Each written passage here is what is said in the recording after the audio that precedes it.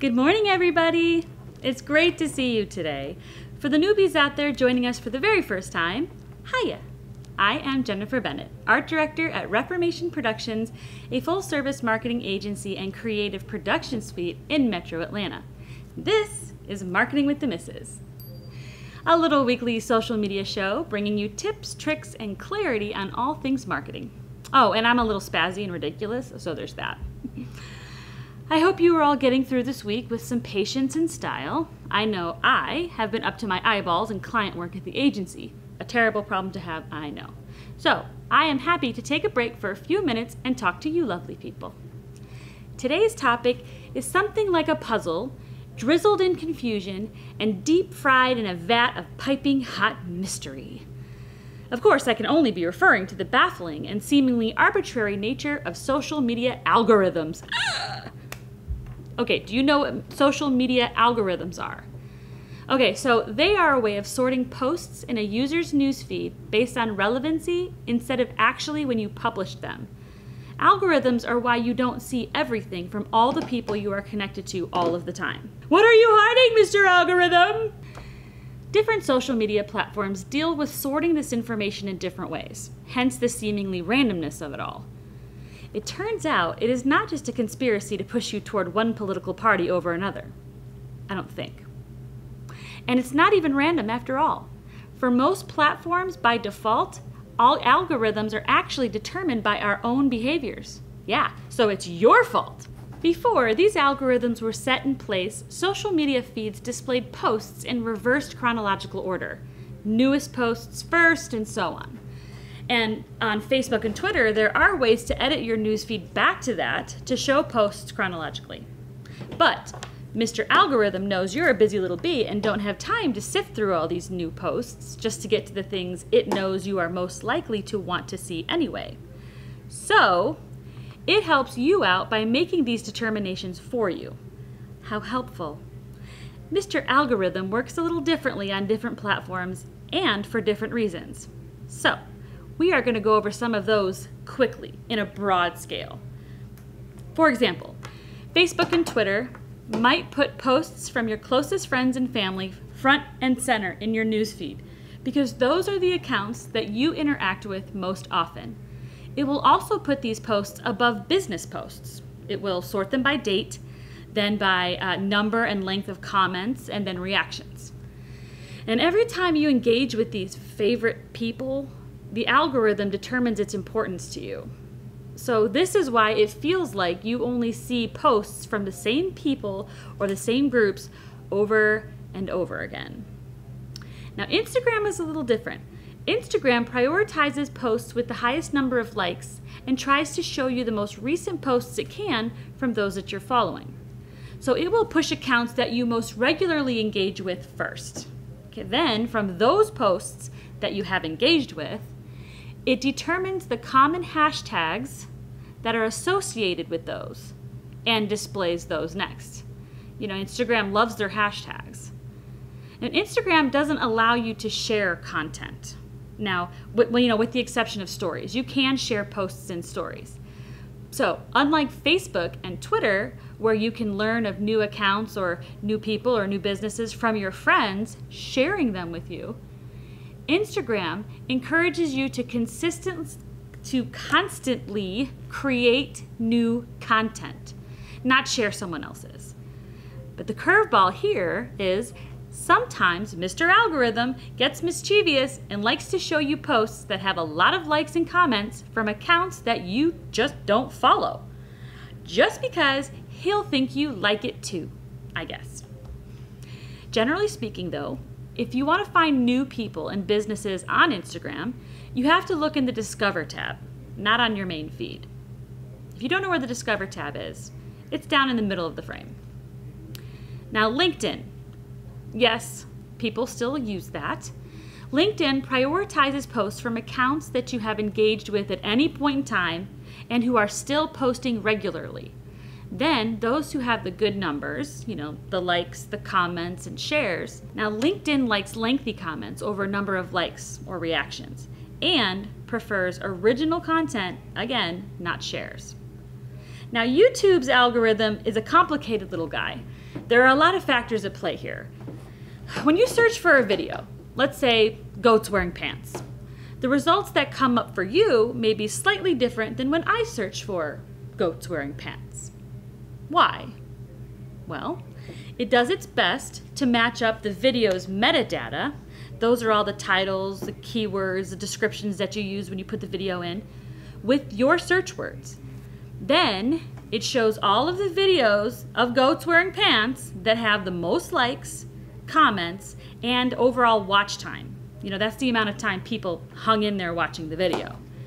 So YouTube's #1 goal, of course, is to get you to keep watching videos, to stay on the platform as long as possible. And it will suggest that you watch another video right after related to that same topic or made by the same creator. It will then recommend viral videos. Now, viral video is a video that has gotten a ton of engagement, a ton of likes in a very short amount of time.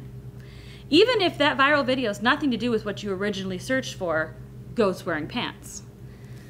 You can subscribe to channels for quick reference, but YouTube is busy hopscotching its way through suggested content based on the very first thing that you searched for. This makes for an easy way to constantly discover new content. So now that we kind of understand what the algorithms are on each of the major social media platforms out there, and we know how this affects our personal feed, what does this mean for businesses? I'm so glad I asked. So social media was originally conceived for personal social interaction, but businesses have slowly begun to find a real way to leverage their brand through engaging with customers here. So businesses have a heavy influence on each of the platforms. Again, each in different ways. Okay, so we are going to go over just a few tips, some quick tips for businesses that are surfing these algorithm waves, all right, on each of the platforms. Starting with Facebook. Now you can pay for and run ads and target specific demographics of people, and they are guaranteed to some extent to show up in their newsfeed, whether they have already liked your page or not. But for a more organic, read that as free approach, and since Facebook prioritizes engagement, I recommend always setting your posts to public so that they can be viewed and shared by as many people as possible. Ask questions to promote comments. Answer people back in those comments. Connect, connect, connect. Facebook is all about connection. Okay, moving on to Twitter. Twitter. Take a cue from the Donald and tweet 2 to 8 times every single day. No, wait, you might not want to take your cues from him. Either way, utilize all 280 characters and ask a lot of questions to provoke engagement. Make statements that people will want to retweet. Twitter is where news breaks, and it's a good place to make announcements regarding sales, specials, hirings, firings, maybe not firings, or other happenings in your company. As a business, I would be cautious to steer clear of politics as it is rampant on the Twitter. Be careful of that. Instagram. Again, engagement is key.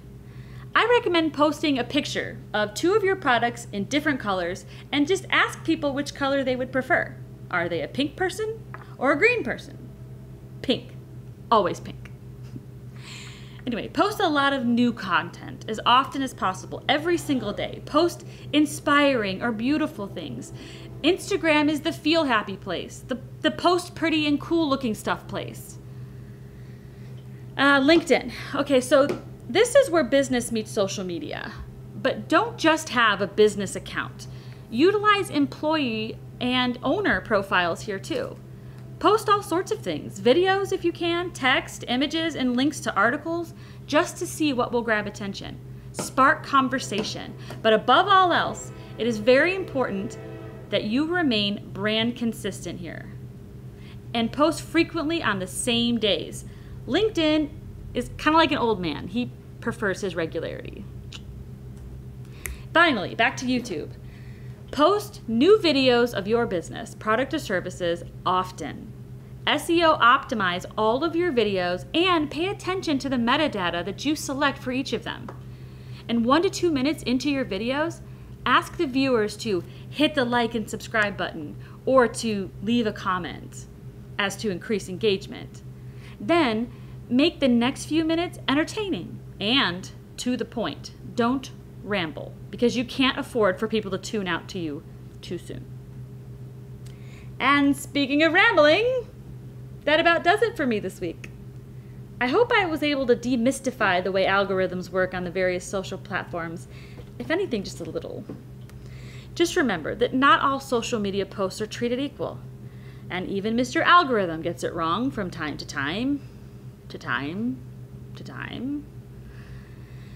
I know this was quick and dirty, and if you find this stuff totally confusing, you might get a kick out of our marketing podcast, Straight Shot. I co-host it with my adorable husband and the amazing owner of this agency here, and we talk about how marketing impacts our everyday life. You can find the Straight Shot podcast anywhere you get your podcasts. Pandora, Spotify, Apple Podcasts, Google Podcasts, Stitcher, wherever. Or you can just visit straightshot.net.